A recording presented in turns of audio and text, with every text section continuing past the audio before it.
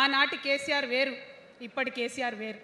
ఆనాటి కేసీఆర్కి తెలంగాణలో చేనేత కార్మికులు చచ్చిపోతుంటే భిక్షాటన చేసిన కేసీఆర్ ఆనాటి కేసీఆర్.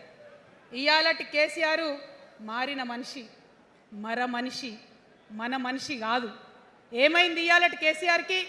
హైడ్రాల ఇల్లు కూలిపోతుంటే అరుస్తున్నారు, అన్నా ఎక్కడున్నావు రా, వచ్చిండ్రా? రాలే. వెలుగుమట్ల ఇల్లు కూలితే వచ్చిండ్రా? రైతులకు వర్ష బీభత్సమయ్యి మొత్తం పొలాలు మునిగిపోతే వచ్చిండ్రా? చేవెళ్ళ దగ్గర బస్ యాక్సిడెంట్ అయితే వచ్చిండ్రా? ఎక్కడ చిన్న కష్టం వచ్చినా ప్రజలకు ఆ సారు రారు, ఆ సారు రారు. ఎందుకంటే ఆయన మారిన మనిషి, మనిషి, గుంటనెక్కల తోడేళ్ల చేతిలో ఖైదీ అయినటువంటి మనిషి, మన మనిషి కాదు. బాధతో, దుఃఖంతో, ఆవేదనతో చెప్తున్న మాట, సంతోషంతో చెప్తలేని ఈ మాట నేను. అట్లాంటి కేసీఆర్ ఎట్లా ఉండే ఒకప్పుడు? అదే ఆర్డీఎస్ అంతా పాదయాత్ర చేసి నా తెలంగాణకు నీళ్లు కావాలని అడిగినారు.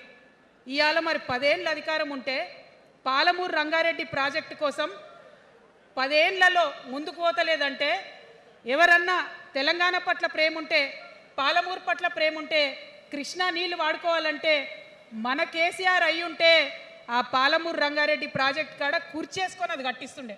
ఏం చేసినారు మారిన కేసీఆర్ గారు? పంజాబ్ పోయినరు, గుజరాత్ పోయినరు, బీహార్ పోయినరు. మేము మొత్తం రాష్ట్రంలో పీక్ కట్టలు కట్టాం, నేషనల్ పార్టీ పెడతామని పోయినరు తప్పితే తెలంగాణ ప్రజలను పట్టించుకోలేదు.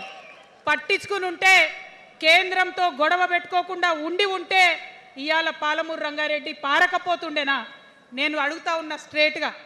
ఇన్ని రోజులు నేను ఎన్ని మాటలు మాట్లాడినా బీఆర్ఎస్ పార్టీ నాయకులు ఒక్కరు కూడా బయటకు వస్తలేరు, సమాధానం చెప్తలేరు. దీనికి మీరు సమాధానం చెప్పకపోతే ప్రజలే మిమ్మల్ని బయటకు లాగి సమాధానం చెప్పేటట్టు చేస్తారని కూడా ఈ సందర్భంగా నేను తెలియజేస్తా ఉన్నా. ఒకటే మాట అడుగుతున్నా, మన కేసీఆర్ అయి ఉంటే ఆనాడు తెలంగాణ బిడ్డలు కష్టపడితే బయటకు వచ్చి నా బిడ్డలకు ఇబ్బంది అవుతుందని కొట్లాడిన వ్యక్తి, సింగరేణి గనిలో ఒక కార్మికుడు చనిపోతే అక్కడి దాకా పోయి చూసి వచ్చినటువంటి వ్యక్తి. మరి తెలంగాణ వచ్చినాక ఏమైందా ప్రేమ? అధికారం ముందు మమకారం తగ్గిపోయిందా? ఏం జరిగిందని నేను అడుగుతా ఉన్నా.